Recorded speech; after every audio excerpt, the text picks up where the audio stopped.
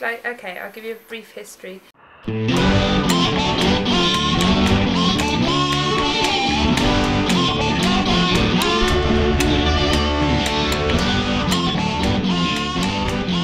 and a half years ago, we were living in the house next door, and we knew this place was coming up for lease. And I was in second year of my fashion degree, and we opened it up as 25 Spaces, which was a community-based shop.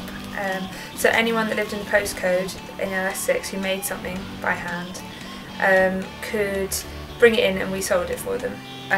What we really wanted to do was to actually start developing the products.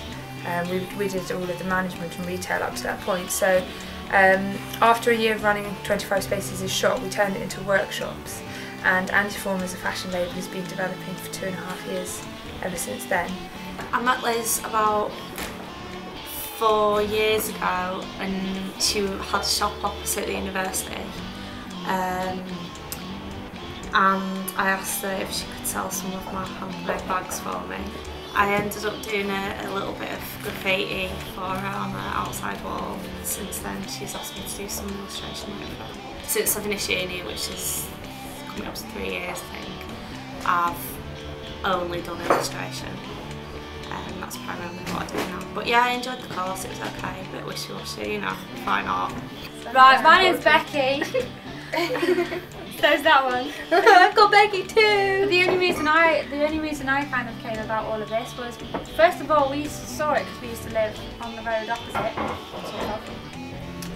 and Becky got me in touch with Lizzie. She passed my name on, so it's her fault that I'm here.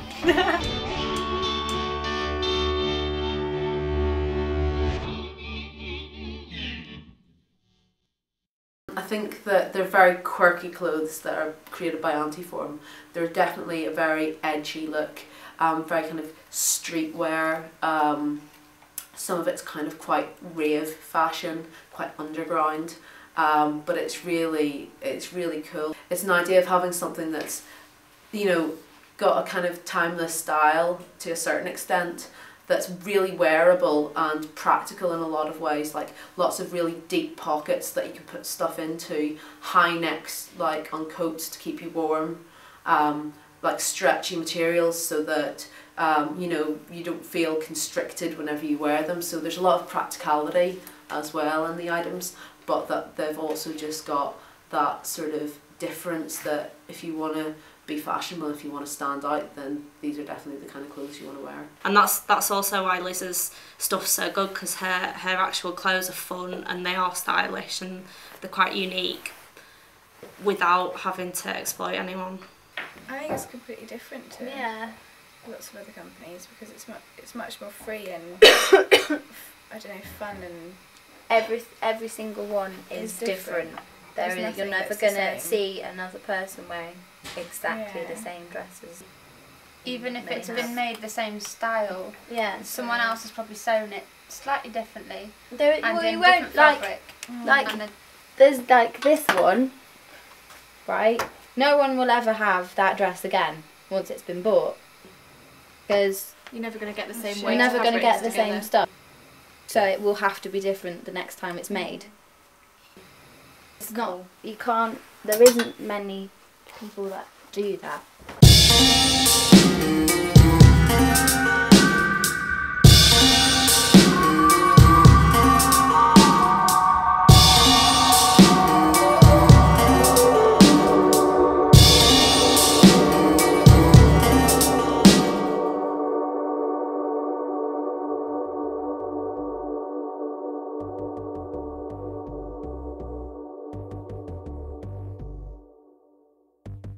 The style of the clothes is set down by me. I have developed a pattern, but every individual garment is actually designed by the person that sews it together. So the more people in our sewing cooperative, the more diverse the group that are producing, the more diverse the garments in the collection. So our overall style is very, it's quite a laid back sort of streetwear style with some smarter pieces. We've got some really nice soft tailored jackets, bomber jackets, and a big tweed cardigan.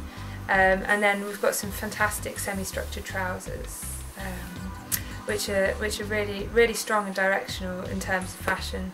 and then we can use the colour palettes chosen by the people that put the clothes together to actually give things a different style.